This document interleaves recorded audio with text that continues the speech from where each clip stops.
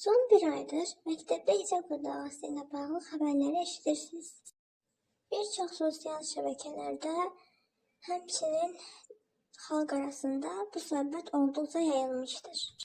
Sizə ciddi bir sual vermək istəyirəm.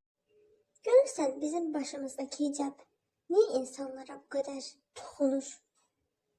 Biz iynəni taxırıq, amma iynənin ucu onlara batır. Axı belə qanunsuzluq olar.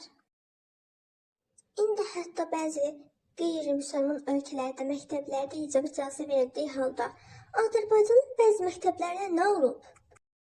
Azərbaycan qanununda belə bir maddə olmadığı halda siz nəyə əsas olaraq bu qaydanı qoyursunuz?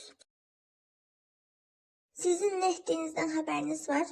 Siz neçə mühəndisi, kompüter mühəndisini, həkimi, rəssamı öz həyatlarından qoparırsınız, öz kimliyindən qoparırsınız.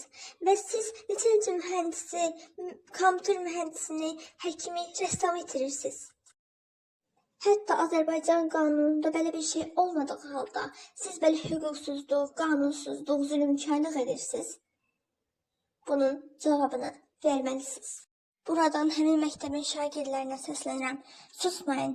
Əgər sussaz, sadəcə siz yox, Azərbaycandakı bütün şagirdlərin hüququ zədələnəcək, zülmkarlığa məruz qalacaqlar. Həmçinin buradan əlaqəli qurumlara da səslənirəm. Bu işə bir tədbir görün.